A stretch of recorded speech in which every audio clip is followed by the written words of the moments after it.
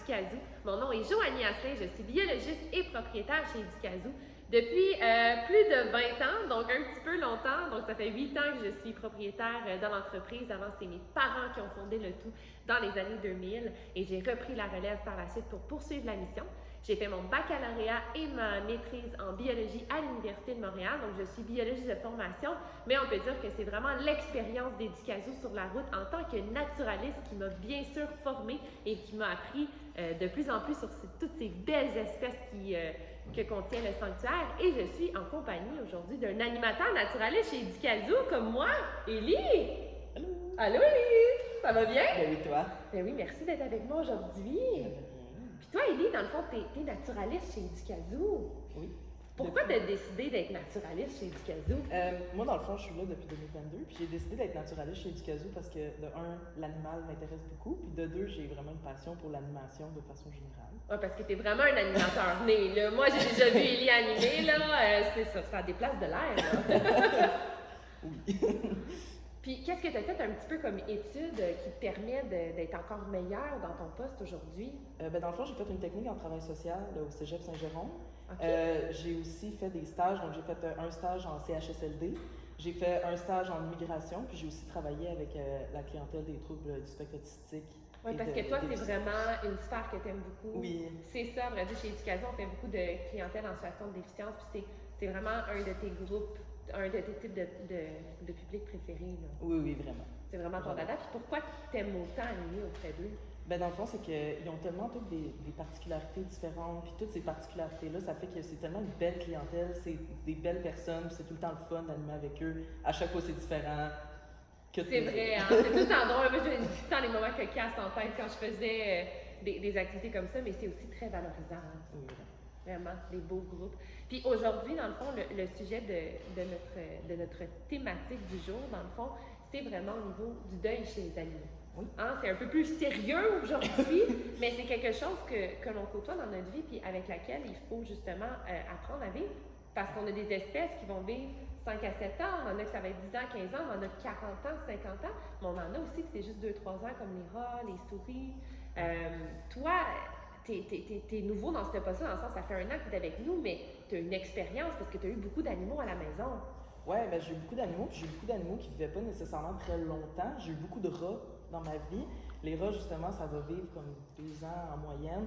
Donc, c'est sûr que ça va venir un peu expertiser le fait que moi, le deuil, je connais beaucoup ça. Puis, est-ce que tu l'as expérimenté oui, avec tes propres animaux? Oui, c'est sûr que chez Éducazou, j'en ai peut-être moins vu, mais par contre, de mon vécu personnel, j'en ai vu beaucoup, là, des animaux qui sont partis. Tu sais, à chaque fois, c'est dur de les voir partir parce qu'on s'attache, on les aime. Oui, puis ça fait partie de notre quotidien, tu sais. À la maison, on les a tout le temps, mais Éducazou, c'est un peu ça aussi parce qu'on vit avec ces animaux-là. Là. Quand on part en animation, moi, je me rappelle, sur la route, là, c'est une grosse responsabilité, là, puis s'assurer que tout le monde ait de l'eau, de la nourriture. Puis toi, quand tu pars animer également, ben, t'amènes toute la nourriture puis tout ce qu'ils ont besoin pour la journée, là. Fait que c'est une grosse responsabilité, là. Oui, puis, tu sais, justement, c'est nos collègues, tu sais, on vit avec eux, on les voit tous les jours, tu sais, c'est comme... Oui, les gens qui les ont chez eux, c'est leurs animaux de compagnie, mais nous, c'est vraiment plus que ça. Là. Nous, on les voit tous les jours, mais c'est aussi nos collègues, on travaille avec eux. Il y a du chemin à faire, il faut bâtir une relation avec les animaux. Fait qu'il y a ça aussi qui vient comme rentrer en ligne de compte. Oui, puis on évolue avec eux aussi, parce que comme tu l'as dit, on évolue avec eux, puis on apprend avec eux. Parce que quand les animaux y arrivent d'ici, ben c'est sûr que c'est un sanctuaire, fait que c'est des animaux de refuge. Fait que des fois, ils font même pas confiance à l'être humain. Puis moi, je me rappelle, les petits cocos que j'apportais, Zazo, le gris d'Afrique, que ça a pris 6 ans avant qu'on puisse le sortir. Mais ma première activité que j'ai faite avec Zazo, j'étais tellement fière. Puis là, elle allait sur les gens, puis j'étais comme « Oui, elle va sur vous, vous comprenez pas. C'est un bel accomplissement, mais comme c'est vraiment littéralement nos bébés, là. Comme on est fiers d'eux, là. Oui, on bâtit notre relation avec eux. Fait que c'est sûr qu'on s'attache beaucoup plus. Fait que le fait de les perdre, ça va être encore plus grand que si c'était notre animal de compagnie qu'on l'avait chez nous. Comme oui, c'est triste, mais nous, on dirait que c'est tout le temps un peu plus. Oui, c'est équivalent parce que c'est un trou dans notre quotidien. Puis tu sais, comme quand on fait ça temps plein, tu sais, comme toi, c'est vraiment ton travail d'être naturaliste, c'est 40 heures par semaine qu'on passe avec eux. C'est énorme. Tu sais, même à la maison, des fois, on n'est même pas là 40 heures par semaine. Fait que c'est fou la quantité de temps puis les choses qu'on développe. Puis en tout cas, moi, je me rappelais que chaque animal a sa personnalité aussi. Fait qu'il y en a que tu t'attaches vraiment beaucoup. Tu sais, toi, tu dois en avoir des préférés. Là. On les aime toutes, là, si on veut pas dire qu'on les aime. OK, on va bloquer les oreilles de Maximilien. On va l'entendre, mais j'imagine que t'as tes préférés, toi aussi, au sanctuaire. Ouais, ben c'est sûr que, tu sais, j'aime beaucoup les opossums, les furets, puis ben, Maximilien aussi. Maximilien, pour ça qu'il est avec nous. Oui. Tantôt, on va parler de lui, justement. Mais est-ce que toi, comment tu gères ça, le deuil là, chez Éducazou, là, pour ta première année de service? Est-ce que tu trouves que c'est difficile? Est-ce que ton expérience t'aide? Ben, tu sais, c'est sûr que oui, le fait d'en avoir déjà vécu, on dirait que c'est plus facile, c'est comme plus, ça va être beaucoup plus facile pour moi, en tout cas, de venir comme, bon, ben, c'est normal, ça fait partie de la vie, tu sais, oui, c'est triste, mais on s'en remet, puis tu sais, il y en a que c'est sûr, c'est plus triste que d'autres, puis c'est normal, là, je veux dire, on est plus attaché à certains, mais c'est tout le temps comme, moi, je me remets tout le temps en me disant que, ben oui, c'est dommage, mais ça fait partie de leur vie, il y en a que ça va être beaucoup plus long avant qu'ils décèdent, d'autres ça va être beaucoup plus court, fait que ça va vraiment dépendre de chaque animal. Puis c'est pour ça qu'il y en a que ça va être beaucoup plus dur. Tu sais, exemple, les oiseaux qu'on a souvent, ça prend beaucoup de temps de bâtir une relation. Souvent, ça va être beaucoup plus dur si on perd un oiseau que si on perd un animal que, bon, c'est pas nécessairement notre animal préféré. On va se dire, bon, ben c'est dommage qu'il soit décédé, mais tu sais, c'est peut-être pas mon préféré, fait que c'est un peu moins dur. Ouais, puis moi, je me rappelle, tu sais, des fois, je me fais poser des questions comme, c'est quoi les décès que tu te rappelles le plus, puis ceux qui t'ont le plus affecté. C'est sûr que j'aime tous les animaux du sanctuaire, puis on a tous un lien, puis ils ont tous quelque chose de spécial. Mais tu sais, quand je repense à Jeannot, notre fameux cacatoise, qui est décédé, ça a tellement fait une onde de choc incroyable parce que maintenant on connaît Coco, que tout le monde connaît, mais avant Coco, il y avait Jeannot qui était aussi excentrique que Coco, là, on s'entend, qui déplaçait de l'air. Mais je me rappelle que quand il est décédé, premièrement, ça a été extrêmement soudain. On n'avait aucune idée. C'était un matin, je suis arrivée au sanctuaire, puis j'ai vu que ses paupières ouvraient comme moins bien que d'habitude. Puis là, j'ai dit, oh, ça, c'est pas ses yeux. Puis les oiseaux, on sait que c'est des proies, donc il y a cette cachée qui ont mal. Puis on est monté à Saint-Hyacinthe en urgence. Je me rappelle, là, j'ai roulé vite sur l'autoroute, là, parce que j'étais trop inquiète. Puis quand je suis arrivée au centre vétérinaire à Saint-Hyacinthe, mon Dieu, à ce moment-là, tu crois pas que je suis biologiste, tu crois pas. Écoute, je pensais plus à rien, là. Je suis rentrée, là, puis c'était comme sauver mon bébé. Puis finalement, après les radios, puis tout, on a découvert qu'il y avait un cancer avancé.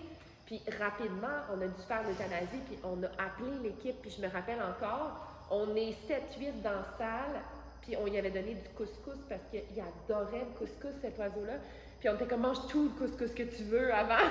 Puis tout le monde lui donnait de l'amour. Puis on l'a fait euthanasie avant qu'il dépérisse parce que cet oiseau-là aurait même pas dû être en vie. Là. Tous ses organes étaient affectés par le cancer. Fait que oui, ça a été dramatique. Puis toute l'équipe en était encore affectée. Mais après, quand Coco est arrivé, je me rappelle qu'on s'est posé la question, on s'est assis toute l'équipe, puis là, l'équipe disait on n'est pas prêt à recevoir un autre cacatoise, on a trop Jeannot. Puis je me rappelle que même moi, j'étais là, OK, là, il faut vraiment que je passe par-dessus mes émotions, même si c'était mon bébé. Puis j'ai dit, la gang, on a une mission, c'est d'accueillir des animaux. Puis en ce moment, je sais qu'on est dans le deuil, mais on ne fait pas notre mission parce qu'on a un autre oiseau qui a besoin de nous. Finalement, aujourd'hui, une chance qu'on a Coco. Ben oui, une chance qu'on a Coco. Tu sais, il y a des passés Jeannot, je pense, je l'adore Jeannot, mais Jeannot, il était beaucoup plus difficile, il était moins... Coco, il est vraiment à sa place, là. Tu le mets devant un public, il trippe, il est le fun à travailler comme oiseau. Là, toi, tu as commencé un petit peu à travailler avec Coco dernièrement aussi parce que t'adores. Oui, mais il est vraiment le fun. C'est une mascotte. Une mascotte. Il est bon là-dedans. Là. Il est en train de détrôner nos furets qui sont supposés être la mascotte. Mais pas les gens font comment c'est Coco, là, je suis comme non. Mais tout ça pour dire que des fois, oui, c'est des gros chocs émotifs qu'on a. Puis c'est vrai que les oiseaux, ils ont cette facilité-là de tisser des liens avec nous, là. Non, puis tu sais, comme tu disais aussi, le fait d'être allé au vétérinaire, d'avoir eu comme tout ce qui est étape, ça aide beaucoup dans le deuil, tu sais, puis on va tous vivre un deuil différent selon la façon qu'on est, selon qu'est-ce qui est arrivé avec l'animal.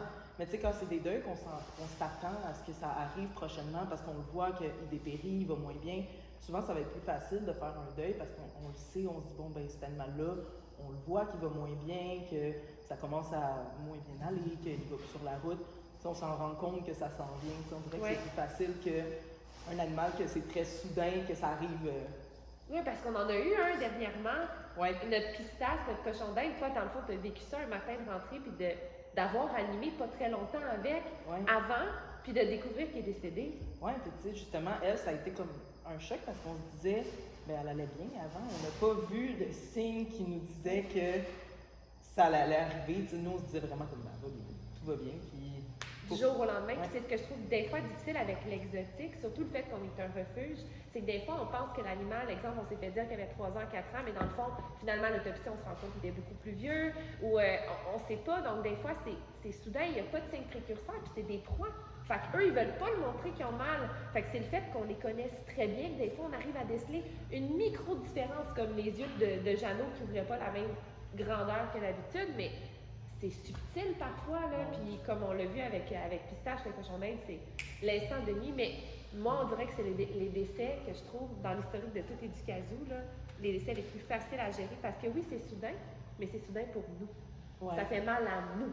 Mais l'animal, il n'a pas eu mal. Non, lui, c'était... Il a été heureux jusqu'à la toute fin. Ouais. La veille, Pistache mangeait, je me rappelle, il se tirait encore les bouts de poivron dans la pita parce qu'il voulait les rouges puis pas les oranges. Puis, fait qu'il a vécu, elle a vécu sa belle vie. Mais c'est dur pour, dans le fond, c'est ça qui est un peu dur avec le deuil, c'est que des fois, c'est un peu égoïste. Hein? On pleure pour nous, mais dans le fond, l'animal, il va bien. Ouais. Fait que maintenant, il va mieux, tu sais, il est comme dans un monde meilleur. Là. Exact. Mais c'est ça. Mais c'est sûr que c'est quelque chose qui est difficile à gérer au quotidien, mais comme tu dis, ça fait partie de notre quotidien, puis il faut apprendre à le gérer. Ouais. Mais c'est pas parce qu'on en vit plein qu'on s'habitue plus. Non, c'est ça. C'est pas nécessairement qu'on s'habitue plus, c'est juste que des fois, ça va être moins long. Comme plus s'y en attendre, ça va être pas nécessairement plus facile, mais ça va être des fois moins émotif au cours de... Par exemple, ça va durer beaucoup moins longtemps, fait qu'on va se dire, bon, OK, c'est correct, on va s'en remettre, ça fait partie de la vie, il y a des animaux qui décèdent. C'est vraiment plate, c'est dommage, mais ça fait quand même partie de la vie. On s'en remet plus facilement. Oui, puis ce que je trouve fun chez Éducazou, c'est qu'à chaque fois qu'un animal qui meurt, je me dis, OK, une place de plus pour en acquérir un qui est dans le besoin. Puis c'est en focusant, je pense, sur ces éléments-là positifs, puis en se rappelant aussi que, hey, cet animal-là va bien aujourd'hui. Fait que si je pleure, c'est parce que moi, je suis affectée, mais lui va bien. Ouais. Puis quand on prend les bonnes décisions, tu sais, nous, on fait beaucoup d'euthanasie humanitaire chez Éducazou, puis ça, c'est un terme qu'on utilise fréquemment, puis même les gens disent des fois, mon Dieu, c'est quoi une euthanasie humanitaire? Bien, c'est justement une euthanasie avant que l'animal dégrade.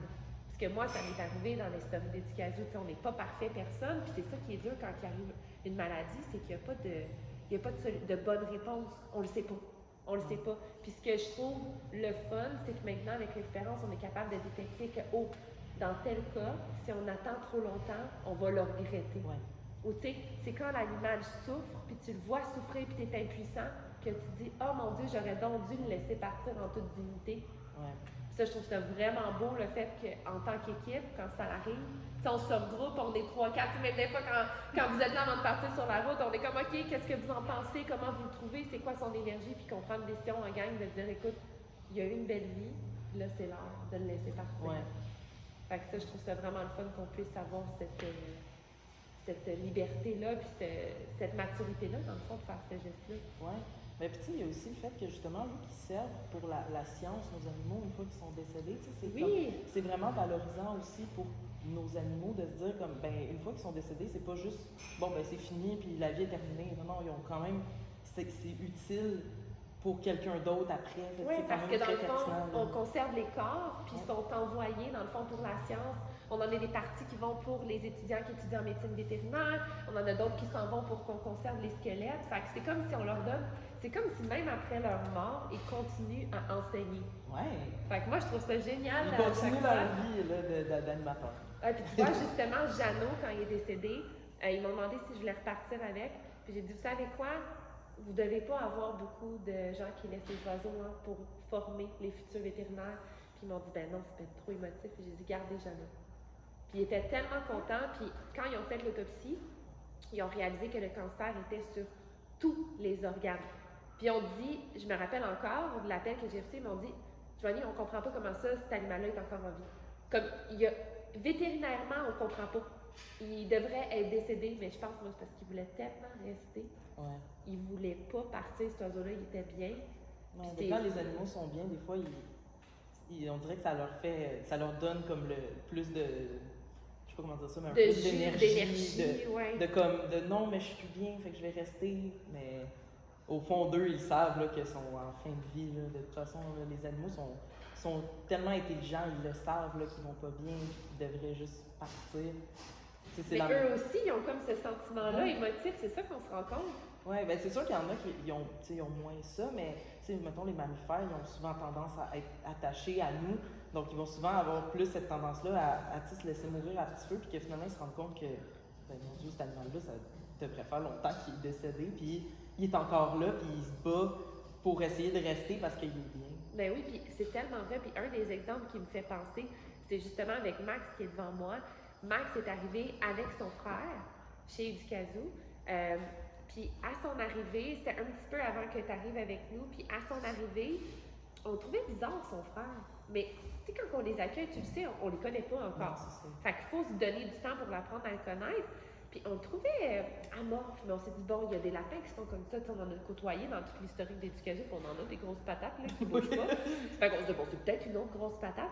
Puis ce qu'on s'est rendu compte, c'est que 2 semaines après son arrivée, ben, son frère est décédé parce qu'il avait un cancer et des métastases partout dans son corps. Puis c'est comme s'il attendait que Max soit en bonne main pour partir. Ouais. C'est fou là, de voir que même les animaux ont cette conscience-là de dire, attends, je vais attendre que mon frère soit en sécurité. Maintenant, tu es en sécurité, tout va bien, puis bingo, après, il décède. Mais ça, c'est bien, c'est un caractère de proie, là, ça, là, de dire comme je vais attendre que tout le monde soit bien, puis moi, je vais me laisser partir parce que je sais qu'il va être bien. Oui, c'est vrai, c'est beaucoup les proies qui vont faire ça, les petits un peu qui sont des proies, mais Max qui se promène avec nous. Puis Max, dans le fond, aujourd'hui, tu as décidé de nous l'apporter parce que c'est un de tes petits préférés. Oui. Ça, si jamais il arrivait quelque chose, je pense que ça t'affecterait beaucoup. Oui, vraiment, oui. Ben, tu sais, Max, c'est vraiment, tu sais, comme on disait avec Coco tantôt, mais lui aussi, il est super bon en animation, tu sais, il est super calme, il a tendance à beaucoup pardonner si les gens ne font pas nécessairement attention, puis ne savent pas comment flatter nécessairement. Tu sais, des fois, il y a des petits-enfants qui ont tendance à flatter plus fort, tu sais, il va être super gentil, il va rester super fin, puis il va dire, bon, c'est pas grave, c'est des choses qui arrivent, puis il continue à se faire flatter par tout le monde. Ouais. Puis avec ses petites pattes, moi, je trouve ça tellement cute. Quand il a ses petites pattes comme ça, il est tellement délicat. Oui. Puis même s'il y a des gens qui vont être un peu plus, tu sais, comme tu disais, sec avec lui, il est toujours patient. Oui. Toujours patient. Puis toi, c'est quoi un petit peu ton lien avec Max là, quand t'animes? Tu le trouves bon pour quel type de clientèle? Bien, c'est sûr qu'il est très, très bon, mettons, justement, avec la clientèle des troubles du spectre autistique parce qu'il ne bouge pas. Puis justement, vu qu'il pardonne, des fois, il y a des gens qui vont avoir tendance à avoir des spasmes ou qui ne sont pas nécessairement doux. Mais Max, il va rester dans son panier, il va attendre, il va se laisser flatter. Puis même si ça prend du temps, il va rester là, il va pas comme se dire, bon, c'est assez, là, j'ai fait mon temps, je m'en vais. Non, il reste là, il attend, il est super fin. Tu sais, ça, c'est vraiment aidant quand tu fais de l'animation que ton animal soit un peu dans la même vibe que toi. Oui. Parce que justement, moi, je sais que je suis une personne qui est très patiente. Le fait d'avoir Max qui est patient avec moi, ça fait une bonne team. Oui, ça fait une belle énergie, je trouve. Ouais. C'est le fun d'animer avec lui, avec mon tempérament. Oui, puis tu l'as dit, ici on a Roxane, mais on a également Daphné qui s'occupe de faire, nos biologistes qui s'occupent de faire la sélection des animaux. Mais il y a aussi le choix d'animaux qu'il faut qu'ils soient adaptés, comme justement, comme tu le dis, en clientèle de déficience intellectuelle ou des situations particulières. Il faut adapter les animaux. Tu sais, on n'apporte pas un petit animal que s'il reçoit une petite tape un peu trop, ça le blesse. Ouais, non, c'est ça. Fait que ça, c'est important aussi. Fait que Max, c'est un très bon candidat pour ça. Oui, il est excellent. Puis, mettons que les gens veulent avoir un lapin comme ça à la maison. Est-ce que tu considères que c'est un bon animal de compagnie? Bien, c'est sûr que ça demande beaucoup de temps d'avoir un lapin. Ça prend beaucoup d'espace aussi. Parce que parce que ça ne vit pas en cage, là. Non, c'est ça. Les cages d'animalerie, c'est pas assez grand pour un lapin. Là, ça te prend un clapier, un enclos, un endroit où est-ce que l'animal va être bien. Là, les cages d'animalerie, c'est pas assez grand. Même ceux qui disent pour lapin, c'est trop petit. Ouais. C'est pas des cages de lapin. À vrai dire, ceux qui disent pour lapin, nous, on conseille de mettre comme des rats et des hamsters dedans. Oui, c'est ça. c'est pas la bonne grandeur. Puis, tu sais, ça vit longtemps. Ça vit 10-12 ans, un lapin. Il y a ça aussi qui rentre en compte. Là. Il y a beaucoup de gens qui savent pas nécessairement, qui se disent « Ah, ça vit 5-6 ans, mais non, ça vit longtemps. » Là. Puis, tu sais, pas nécessairement aussi à prendre ça pour un enfant. Tu sais, l'adoption d'un lapin, parce qu'il y a beaucoup d'enfants qu'après un certain temps, ils vont se lasser d'un animal, ils s'en occupent pas. Puis, puis on va se le dire, c'est comme quand tu achètes un animal, c'est pour les parents. Ouais. Puis si les enfants s'en occupent, tant mieux. Ouais. Mais on s'entend que nous, avec notre expérience, on le sait, parce qu'ici, c'est ça, c'est que des rescues. Les enfants ne s'occupent pas des animaux. Non, ils vont s'en occuper au début, parce que c'est comme l'euphorie d'avoir un nouvel animal, mais c'est très cute, un lapin, je veux dire, lui, il est super gentil, là, puis il mord pas, il reste là, puis il attend de se faire flatter, puis c'est tout ce qu'il demande, là. Mais c'est pas nécessairement non plus tous les lapins qui vont avoir ce tempérament-là, d'être calme, gentil, tout ça. Puis c'est justement ça, un peu le piège quand on en amène en animation des lapins, c'est qu'il y a beaucoup de gens qui font « Ah, ça veut dire que c'est comme ça, avoir un lapin. Ouais. Ils vont tous être comme ça. » Mais tu sais, ceux qu'on a à Educazoo, on est chanceux parce qu'ils sont super gentils, sont calmes, sont patients, sont habitués, mais c'est... Qui ont un bon contexte de vie, qui Oui. amènent ça. Puis moi, c'est bon ce que tu dis, puis moi, je me rappelle, à toutes les fois que j'amène un lapin, encore une fois, je leur dis, attendez, c'est pas ça, avoir un lapin à la Non, maison. Ça, c'est s'il est sorti 8 à 10 heures par jour, c'est s'il est bien stimulé. Puis c'est super important. Puis tu le disais tantôt, ça dépend des lapins, mais ça dépend aussi des espèces de lapins. Tu sais, nous, on travaille avec du Rex parce que c'est considéré comme non allergène. Ouais. Puis on dit bien considéré. Parce que moi, j'ai déjà vu, on a des lapins chez Educazoo qui ont été adoptés parce que les gens ont développé des allergies. Puis là, ils disent, mais on se comprend pas, c'est considéré comme, ou c'est non allergène. Moi, je dis toujours, non, c'est considéré. Oui. C'est-à-dire, à faible exposition, comme dans une présentation d'Educazoo, il n'y a pas de souci. Mais avoir un max à la maison toute la journée, il y a quand même du poil qui s'en va en l'air, il y a quand même des risques pour les Surtout en période de mue, là, Max, il perd du poil. Là. Oui, on on voit. passe la brosse, là, puis ça vole partout. Puis ça, c'est important à prendre en compte parce que, comme tu l'as dit, ça va vivre une dizaine d'années. Fait que si on a des tendances allergiques, c'est sûr qu'on va développer des allergies. C'est sûr. Puis les allergies, c'est des cycles de 7 à 8 ans. Fait que comme on s'en sort pas, là. Non, c'est ça. Fait que ça, c'est à penser. Mais c'est important de choisir la bonne espèce. Parce qu'on a souvent, les gens vont acheter, moi je me rappelle, là, quand je fais des fêtes et tout, je vois toujours des petits lapins nains. Ouais. Hyper nerveux. On met des lapins nains avec des jeunes enfants de 4 à 5 ans qui crient. Le lapin il est comme ouh! Aïe tout le temps, les oreilles dans les airs. Là, après ça, il va mordre, mais dans le fond, c'est parce qu'il est nerveux.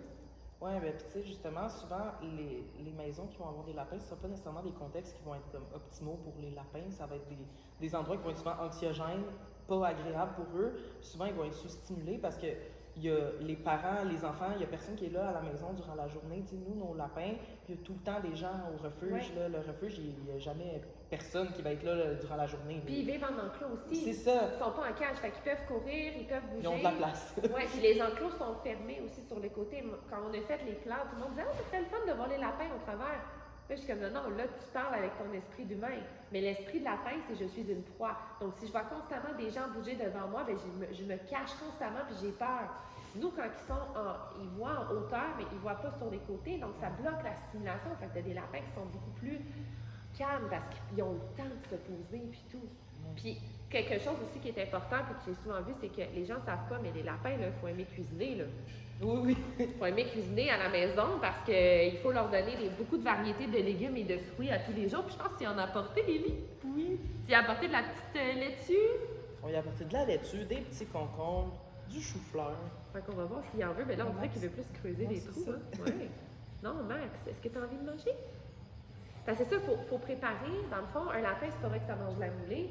C'est comme un 20-30% de moulée, un 60% de foin, puis même, encore là, mes pourcentages sont pas très bons, mais dans le sens qu'il faut donner 3 à 4 fruits et légumes par jour, principalement des légumes. Fait que les gens qui n'aiment pas ça cuisiner, là, ben, à tous les jours, tu Ou qui sont pas habitués d'acheter des légumes. Puis dans le budget d'épicerie de nos jours, avec la laitue, là, et là, là, ça va faire monter la facture. Faut y penser parce que, oui, il y a des gens qui vont penser que c'est juste de la moulée. Il y a des gens qui ne savent même pas qu'il faut donner du foin, qu'il faut donner des légumes. Il y a des gens qui ne sont pas au courant. C'est pas nécessairement l'animalerie qui vont le dire non plus. Souvent, ils ne sont pas nécessairement qualifiés pour te dire, oui, le lapin, c'est ça, ça, ça. Et des fois, ils ne savent juste pas parce qu'ils n'ont pas cette notion-là d'avoir eu des lapins dans le passé. Exact. D'où l'importance de nous, en animation, sensibiliser comme tu le fais. Exact. Hey, merci tellement, Élie. C'était super intéressant. Merci à toi. Merci de nous avoir présenté le beau Max en plus. C'est tellement mignon. Fait qu'on espère que vous avez aimé ça. On vous invite à vous abonner pour un prochain épisode, à aimer et pourquoi pas commenter si vous avez des questions sur Educazoo, sur Élie ou sur Max. Hein? Donc, n'hésitez pas à commenter en commentaire et on se dit à un prochain épisode.